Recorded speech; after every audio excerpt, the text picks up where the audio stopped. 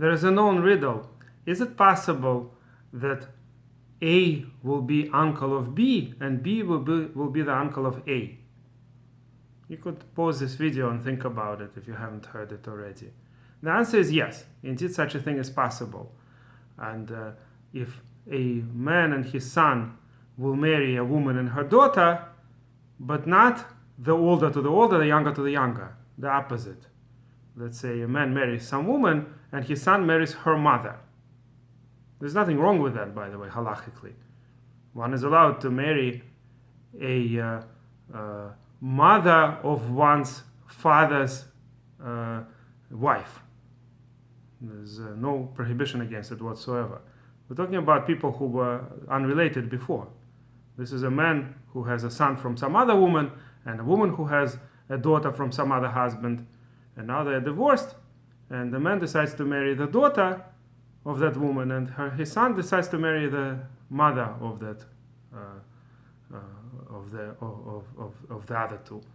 So if such a thing happens, if they now each couple has children, they will be uncles of each other. If they have, for instance, a boy and a boy, each one will be the uncle of the other. Right? What's an uncle from one side will be a nephew from the other side. Now, why am I saying this, and what does it have to do with this week's Parsha? So the story that's brought in the writings of students of the Vilna Gaon is that a certain boy was asked, is it possible to find an example when two boys are uncles of each other? And the boy would get then two cookies for a correct answer. So the boy answers back, well, very easy, I'm going to answer half of the problem. My uncle, the brother of my mother, so here we go, I answered half. Give me one cookie. So everybody's laughing, of course. What's the big deal that he gave an example of somebody who is somebody else's uncle? There's no puzzle about that. So here he didn't give half an answer, he gave no answer at all. It doesn't solve anything. There's no riddle if he's going to answer. If this is considered half of an answer, there's absolutely no riddle in that half. So the Torah specifically says in this week's Parsha, Zachor, remember the day of Shabbat. And in the second version of the 10 sayings, the Aseret HaDvarim, in the book of the Dvarim, when Moshe reviews with the Jewish people the Torah, what usually is called the book of Deuteronomy, it's actually a Jewish name. It's not just the non-Jews who call it Deuteronomy. We also call it Mishnah Torah. Mishnah Torah is the expression that Chazal use for the book of Dvarim, the repetition of the Torah.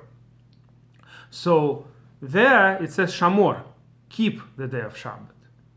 So Chazal say that Zachor is the positive aspect of Shabbat, making it a special day, making it a holiday, making a meal, making Kiddush, whereas Shamor is not to do work, to rest on that day. And the two things were said according to Chazal at once. In prophetic vision, the Jewish people heard both Zachor and Shamor, two aspects of Shabbat. And according to some opinions, the two sets of Luchot, as I mentioned in a different shiur, that the first tablets that Moshe brought down had the word Zachor, and the second had the word Shamor. So, whatever the case may be, Zachor and Shamor are two complementing aspects of Shabbat. You cannot have one without the other. So, according to the story, the Vilna Gaon compared a person who only keeps one of the two aspects to this boy who answered half of the riddle. Half of the riddle is not even half, it's nothing. Obviously, there are people who have uncles. So too, a person who keeps, for instance, only Zachor without Shamor, it's really not that he keeps half of Shabbat. This is not Shabbat at all. There are a lot of people, especially among not observant Jews, who might consider that Shabbat is a great day to have a day of family gathering, a meal together. So they might keep certain aspects of Zachor. They might even make Kiddush. But without the Shamor, without actually keeping away from work, from doing Melacha, this is not half of Shabbat. Shabbat is only when it's observed fully. Now, that doesn't mean that I consider a person who at least tries to observe Shabbat partially that I consider it totally useless. I'm not saying that at all. I think that whenever people observe some of the mitzvot, it's always better than nothing. And there's even a story about the Vilna Gaon, in fact, emphasizing this as well.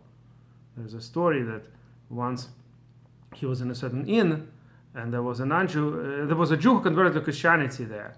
And the Vilna Gaon told the owner of the inn, who was Jewish, not to give this person a drink until he promises to make a bracha. And this man says, why should I make a bracha? I'm Christian now and I don't observe any of the Jewish laws. And he tells him that still, if you even keep one mitzvah, it's still something. It doesn't mean that if you don't keep a lot of the commandments, therefore no commandment is worth it for you. Every commandment you'll be asked about. When you die, you'll be asked about keeping every single commandment. So I'm not saying that it's totally useless to keep Shabbat, at least partially. I'm trying to say that it's not half. It's nowhere near half. By keeping only Zachor, it's not that the person keeps half of Shabbat. Shabbat has to be fully get the spirit of Shabbat and to enjoy it the way it's supposed to be. You have to keep it fully. One last thing I want to mention on this short lesson is the word Zachor. Remember the Shabbat day. There are a lot of interpretations. What exactly does it mean? As I mentioned, the Chazal say that it's the positive aspects of Shabbat hinted here. But the simple meaning of Zachor means you have to always remember when Shabbat is going to come. Don't forget about it, even in the beginning of the week. Don't lose the count. For instance, a person might live all by himself. He might go on vacation somewhere far away from society. So if he doesn't count right, he will simply lose the day of Shabbat. There was a case like that, as to Rav Shmuel Wozner. A family went on vacation and they completely missed Shabbat. They thought it was Friday and they did all kinds of work. And then he was ready to make Kiddush on Sunday night, thinking that it's the night, on the night before Sunday, thinking that it's the night before Saturday, before Shabbat. And only later he found out that the entire day of Shabbat they were doing work, thinking that it's Friday. That's how they missed the day of Shabbat. So you have to remember, you have to always, that's why the days of the week in the Torah are don't have their own proper names. They're all just numbers after Shabbat. Every day we say, this is the day such and such after Shabbat. Zachor et Yom HaShabbat likadsho. Always remember Shabbat. If there is any way that you could prepare for Shabbat, sometimes even in the beginning of the week, if there is something special that you found, you might be able to buy something before, and it won't be available later.